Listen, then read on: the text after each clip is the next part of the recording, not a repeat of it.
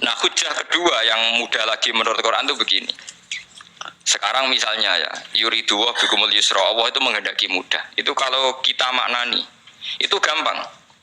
Misalnya begini, ya ini yang ada ya, nyata dalam sejarah. Ada berhala terpahat dari batu, namanya Lata, Uzza, Manat, Lata, Uzza, Manat. Terus ada yang beberapa yang namanya nggak disebut Quran, kata Hubal, kata Hubal.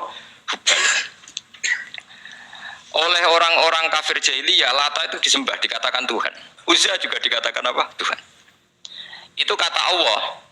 In hiya illa asmaun samaitumuha antum wa abaukum, itu hanya nama yang kamu ciptakan. Makanya Allah ngendikan kalau barang tidak benar istilah kaburos kalimatan takhruju min afwahim. Niki rungono nggih kanca-kanca terutama sing hafal Quran. Misalnya aku darani Mustafa iku ganteng, Mustafa iku sugih. Itu namanya kalimat yang keluar dari mulut saya, tapi hakikatnya kan tidak ada. Nyatane orang ganteng, nyatane ora sugih. Tapi ini menjadi kalimat karena kadung keluar dari mulut. Kalau baleni, tapi ini menjadi kalimat karena kadung keluar dari apa? Mulut. Misalnya saya bilang, wah Ruhin rambutnya lurus, alim, ganteng, pinter.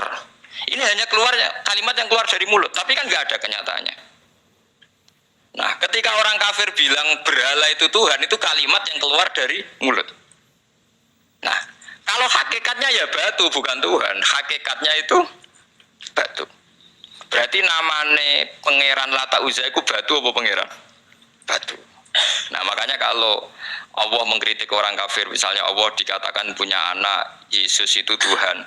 Ngendikane Allah napa kaburas kalimatan takhruju min afwahim. Sungguh kalimat itu satu kalimat yang salah, tapi yang kadung keluar dari mulut mereka. Nomor dua, ada kalimat yang memang benar. Seperti saya mengatakan 1 ditambah 1 2, 2 tambah 2 4. Nah itu baru hak karena nyata. Dikatakan apa enggak dikatakan ya tetap 2 ditambah 2 4. Sama dengan la ilaha illallah. Jadi la ilaha illallah itu sudah wujud sebelum dunia ngakui la ilaha illallah itu sudah ada apa belum? Kalau bedai. Sebelum ada orang Islam di seluruh dunia, Allah satu itu sudah wujud belum? Sudah. Kenyataan ini sudah ada belum? Sudah. Lah berhubung sudah kadung ada, kita hanya menyaksikan asyhadu, saya bersaksi, alamu saya tahu. Karena sudah ada, makanya disebut fa'lam annahu la ilaha illallah. Wong sudah ada, kita tinggal tahu, tinggal bersaksi. Nah, kalau yang tidak ada itu mbok dikatakan pun tetap tidak ada, itu hanya jadi kalimat yang keluar dari mulut, barangnya tidak ada. Itu disebut apa? Kaburas kalimatan takhruju min afwahim yaquluna illa kadiba. Jadi kalimatnya itu ada, tapi fakta yang ditunjuk kalimat itu tidak ada. Faham ya lah. Mulanya ciri utama agama itu kul ja'al haqqu wa zahaqal batil. Barang hak itu pasti ada, yaitu Allah. Barang batil ya pasti tidak ada. Pangeran telu itu tidak ada. Watu jadi pangeran ora ono. Santet ngasari ndadekno aku mati ku ora ono. Mulane kula nek santet wong ora tau ndonga tolak santet. Wong cara kula santet mboten enten. Nah, percaya jajal nggak sih mati aku, paham gitu. Jadi gitu. Memang nggak ada. Lo soal misalnya, tapi wonten Gus yang mati, ono domen yang weteng ini, ya sing ono dom. Iku jenenge ya santet itu biasa wedok. Lah nek mati kena santet itu biasa, kepelitis truk ya mati. Kena virus. Cara kula dipantai di santet itu malah lambat, kadang 3 dino lagi mati, cas pleng truk. Cas pleng meneh pesawat. Jadi ini yang paling angel nih bab tauhid. Sebenarnya tauhid itu gampang, buatan jelimet. Makanya Allah melatih kita yuridu wa bikumul yusra. Andekan manusia seluruh dunia dipoling untuk melihat Lata dan Uzza, itu apa? Enggak usah ada orang Islam, enggak ada orang kafir, enggak usah intervensi. Pasti mereka jawab itu batu. Andekan Isa Yesus itu dipampang di dunia, orang poling, orang Islam kafir, enggak ada intervensi. Pasti akan bilang itu manusia. Paham ya? Tapi lewat rekayasa dicitrakan itu Tuhan. Lata Uzza dicitrakan itu Tuhan. Itu disebut wa makaru wa makarawa. Jadi dimakruh. Dia didesain sedemikian rupa. Misalnya di Yunani itu orang kalau bilang Tuhan itu akal, makanya bilang logos. Log itu logos. Tuhan itu arot. Niki rungono aja sampai salah. Nah, salah kafir teman. Tuhan itu arot. Tuhan itu sifat. Jadi Tuhan itu tidak ada zatnya. Kemudian logos ini nempel di Yesus, kata orang Kristen. Sehingga logos. Logika akal. Makanya kalau orang filsafat darani Tuhan itu akal satu, akal dua, akal tiga, akal. Makanya disebut logi, ideologi, log. Nah, pertanyaannya kemudian saat Allah itu arot, Allah itu log, kemudian belum ada tempatnya, Allah bergentayangan di mana? Sebelum Yesus ada, terus lalu Allah bersemayam di mana? Terus ada orang Majusi bersemayam di api, nanti yang orang kafir jahiliyah bersemayam di arca-arca itu, yang orang kuno Majusi di mana, di gunung apa, mungkin orang Sugian di gunung Kawi macam-macam itu. Terus wah itu kan terus jadi repot. Repotnya adalah kalau sifat itu harus nempel di dat, dan datnya mana nggak jelas. Itu satu. Nomor dua, sifat itu sama mausuf itu mesti dulu mausufnya. Nah, makanya kata ahli ilmu kalam, jangan pernah kamu mengatakan Tuhan itu sifat. Kalau Tuhan sifat nanti butuh nempel apa? Enggak. Makanya terus kita diajari walillahil asmaul husna. Allah itu zat. Kemudian pada zat ini ada asmaul husna. Jadi mulai dulu Allah itu al-qayyum, zat yang berdiri sendiri. Nah, ini pentingnya ngaji. Ana wong alim-alim mesti wali. Ana wong alim ra wali, goblok-gobloke wong alim. Mergo seneng dhuwit. Kudune wong alim iku wali. Lan Imam Syafi'i ketika disebutno wali si awali si B. Nah aku ra wali ning dunya ora ono wali. Dadi idza lam takunil ulama auliya alillah fama ala wajil ardi min waliyin. Nak ulama wis gak wali ning dunya wis ora ono napa wali.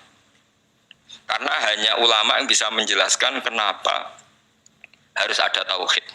Nah, ulama ngerti logikanya. Fa'lam annahu la ilaha illallah. Kamu tahu.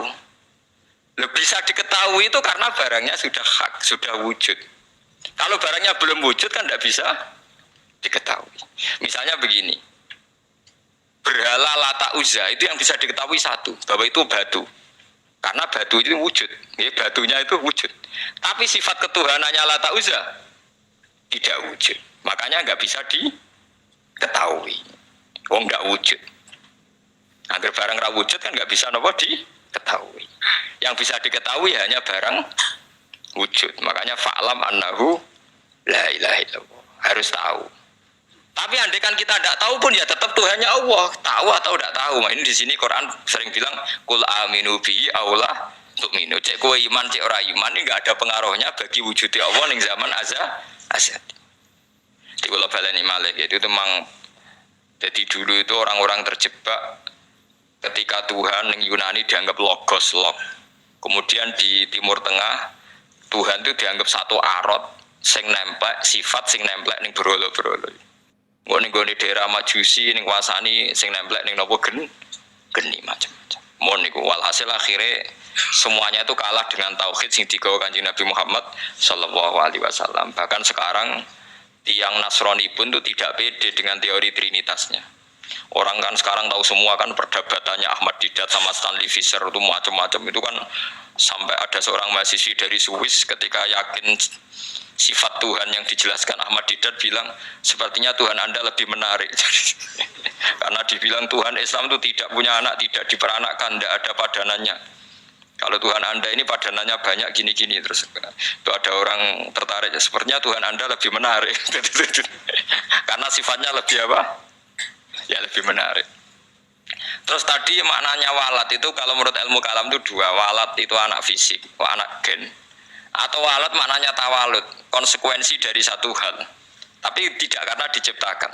Itu tadi misalnya HP dan pulpen ini benturan itu menimbulkan suara. Suara ini diciptakan HP apa suara itu tidak ada yang menciptakan?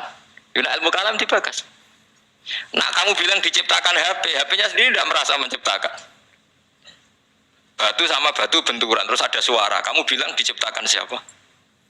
Diciptakan batu. Batunya takoi. Kamu yang menciptakan suara itu? Enggak, saya tidak punya akal loh. Paham ya? Nah lalu yang menciptakan suara itu siapa?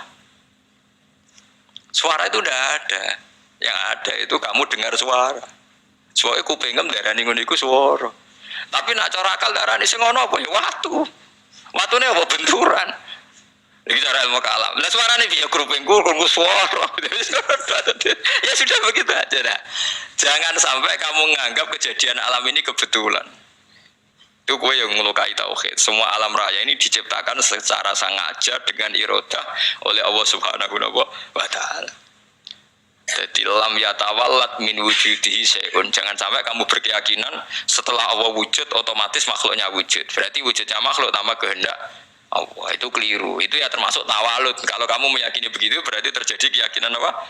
Tawalud. Setelah ada Allah otomatis makhluknya ada. Itu ya dosa besar. Kafir. Karena cuma dosa besar tapi apa? Kafir.